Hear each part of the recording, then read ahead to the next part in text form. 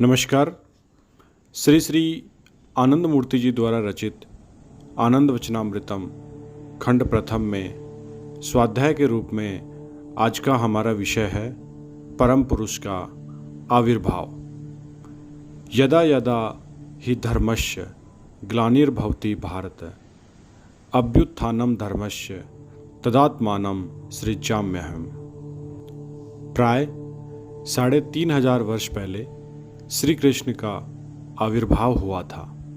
उनका आविर्भाव एक विशेष युग संधि काल में हुआ था। मानवता उस समय एक अत्यंत वेदनादायक परिस्थिति से होकर काल व्यतीत कर रही थी। महाभारत की रचना के माध्यम से उन्होंने उस युग के आर्त मानवता का परित्राण किया था।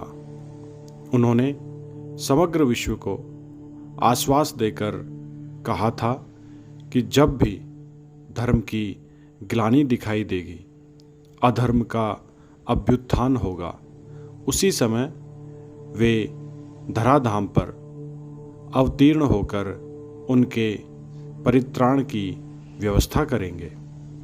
कृष्ण के इस तात्पर्यपूर्ण अनुधावन करने की चेष्टा करो। यहाँ अर्जुन को भारत कहकर संबोधन किया गया है। भारत शब्द का अर्थ क्या है? भू धातु तथा अल प्रत्यय करने पर भर शब्द पाते हैं। भर माने जो भरण करता है। तन धातु तथा ड त तय माने जो विस्तृत करता है।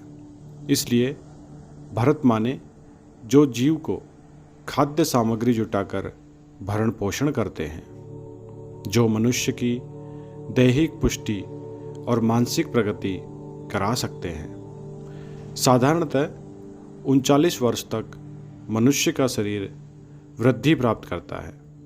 उसके बाद इसका क्षय शुरू होता है।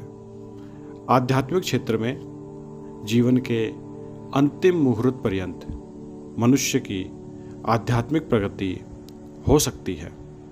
जिस देश में इस प्रकार की बात होती है, उस देश का नाम है भारतवर्ष। वर्ष शब्द का अर्थ है भूमंडल का एक भाग। साधारणतः भारत शब्द के साथ देश के अर्थ में वर्ष शब्द की संयुक्ति होती है।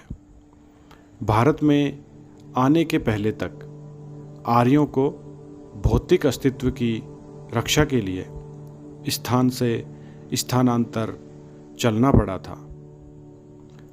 भारत पहुंचने पर भौतिक अस्तित्व और मानसिक विकास, इन दो समस्याओं का समाधान हो गया। इसलिए उन्होंने इस देश का नाम रखा भारतवर्ष। आलोच्य श्लोक में श्री कृष्ण ने अर्जुन को भारत कहकर संबोधित किया है। वे चाहते थे इस देश के मनुष्य शारीरिक, मानसिक तथा आध्यात्मिक उन्नति का दायित्व ग्रहण करें। इसलिए उन्होंने अर्जुन को भारत शब्द से संबोधित किया है। ग्लानि शब्द का अर्थ क्या है? किसी वस्तु का जो स्वीकृत मानदंड है, उससे नीचे होने से उसे ग्लानि कहेंगे। धर्म का जो स्वीकृत मानदंड है, उसकी अपेक्षा नीचे चले जाने से उसे कहेंगे धर्म की ग्लानि। जैसे मानो राजमुकुट धारण का स्वीकृत स्थान है मस्तक। यदि कोई सिर का मुकुट नहीं पहन पाता है तो उसे कहेंगे राजमुकुट की ग्लानि। इसीलिए श्री कृष्ण ने हम लोगों को आश्वासन देकर कहा है, जब भी धर्म की ग्लानि दीख पड़ेगी, अधर्म का अभ्युदय होगा। जब मनुष्य के सिर का मुकुट मस्तक की शोभा न बढ़ाकर पाँव की शोभा बढ़ाते हैं, और पांव का जूता सिर की शोभा बढ़ाते हैं, तब वे धर्म की सगौरव स्वस्थापन में पुनः प्रतिष्ठित करने के लिए तारक ब्रह्म के रूप में मर्त्य भूमि में जन्म लेंगे। छोटी छोटी लड़ाई को युद्ध कहते हैं, बड़े बड़े युद्ध को महायुद्ध कहते हैं। युद्ध में अनेक समय धर्म की पराजय और अधर्म की जय होती है। इस दिशा में साधारण मनुष्य की भूमिका नगण्य है।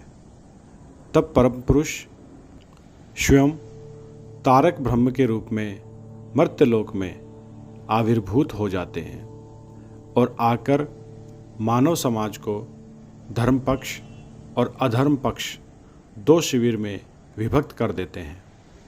वे दोनों पक्ष को युद्धार्थ प्रस्तुत कर डालते हैं और युद्ध शेष में धर्म की विजय होती है।